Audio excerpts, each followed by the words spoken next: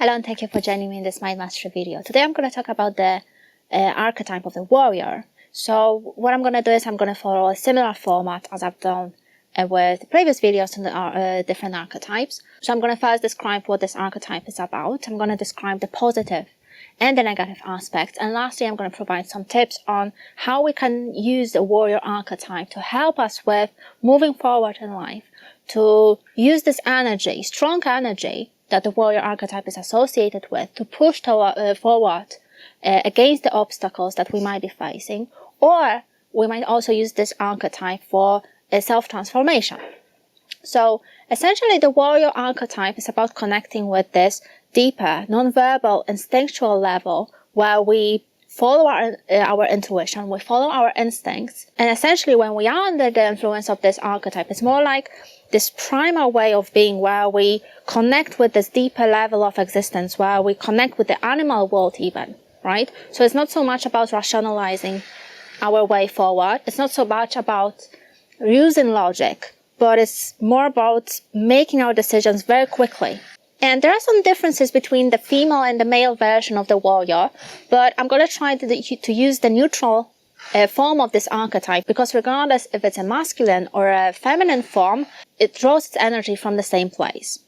The warrior himself or herself, in a general sense, it doesn't fight only just these external battles, but most importantly, it fights the internal ones, right? So we know that the warrior is often associated with assertiveness, with discipline, with training, with being resilient and courageous. So he pushes towards specific goal. He fights his way towards the specific goal. He finds the obstacles. So there's not much time for thinking, for calculating. But the warrior often makes the decision, on the spot very quickly, because they listen to this instinctual and intuitive world, right? So it's often also about self-protection and fighting for what is right, fighting for what we believe in, fighting for our principles as well, right? So it's not going around blindly and fighting random battles. It's not about making conflict, but there is a purpose to each battle,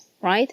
So I've mostly been describing this positive traits of the warrior archetype. I might also add that the warrior often draws his strength from this primal and instinctual level. So we might feel like we are having strength to do something, but we're not sure where the strength is coming from. And that's essentially the energy of the warrior. We find the reserve of energy that we weren't aware of in the first place. So it's kind of being whole and using this energy wisely for specific objectives, right?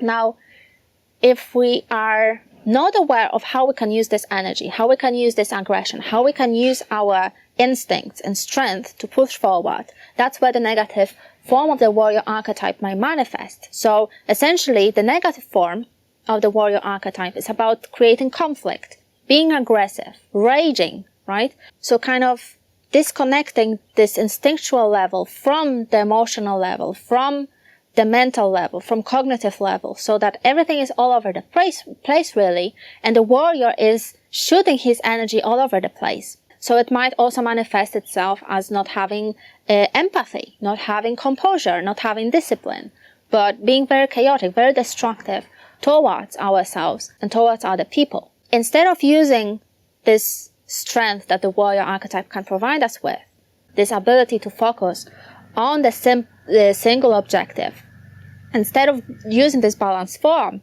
the negative form of the warrior archetype can have a tunnel vision, so that we obsess over a certain thing, right? We obsess over winning some battle that might or might not have a meaning for us or towards other people. And because this negative form of the warrior archetype is quite careless and undisciplined, and his or her energy is very untamed, he or she might start also doubting themselves or going overboard with creating conflicts, creating problems where there is none, right? So a typical image that comes to my mind where it comes to this negative form of the warrior archetype is basically, for example, the female form, where a woman start creating problems where there is none, right? Or the masculine form might, you know, get angry for no particular reason. So it's sort of like not having any mastery over one's feelings and emotions, not having mastery over one's anger or one's aggressive instincts, right? Because there's no discipline. This negative form of the warrior archetype can also kind of mess around with our self-esteem and self-image. So we might either go into an extreme of doubting ourselves, doubting our instincts, questioning our intuition, and kind of ruminating over what's the right thing to do. Or we might go into another extreme where our ego becomes inflated, where we feel overconfident, where we don't know what our limits are, and we just, you know, we think we are invincible, and we just become careless, and we start doing things that might be dangerous for ourselves or for other people.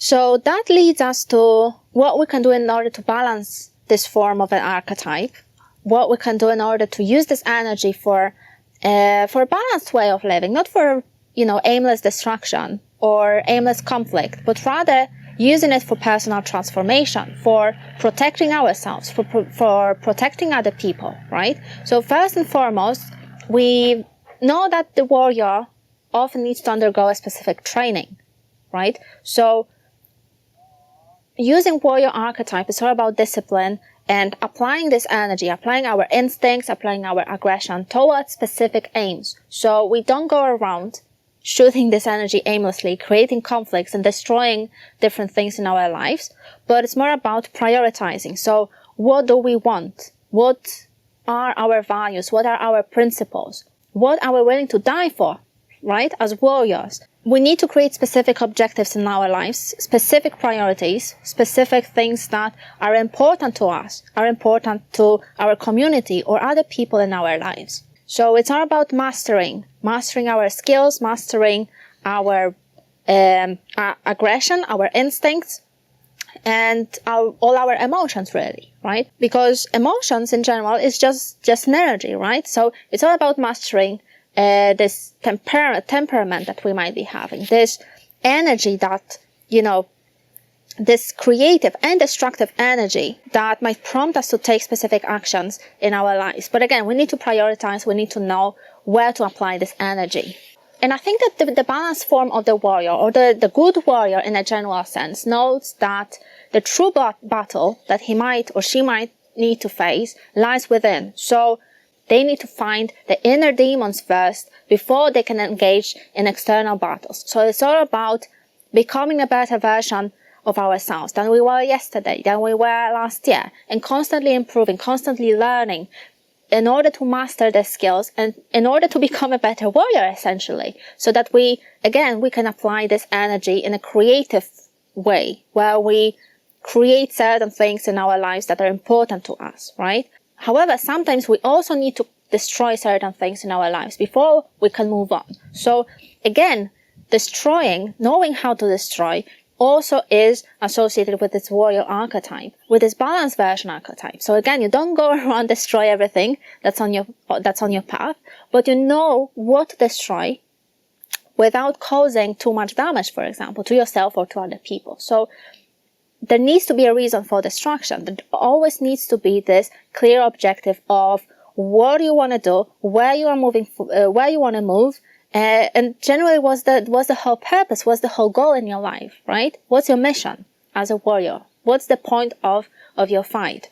And lastly, a good warrior needs to know their limits. So you need to know what your strengths and weaknesses are, right? You need to know that you are not invincible. You can die, you can hurt yourself, right? If you are careless, you can ruin your life, basically, right? If you are careless, you can ruin your relationships, you can ruin your career, you can ruin your health, right? So again, it's kind of combining this strength, this aggression with sensitivity and empathy and remorse. So being humble, right? Being humble in the face of the strength that you might be having within yourself as a warrior, right? And knowing these limits, again, can tame down this energy, this heated energy that comes from this instinctual and aggressive level of our being. So this has been my short take on the warrior archetype. If you have any questions or comments, don't hesitate to drop them just below the video. Thank you very much for watching. See you next time.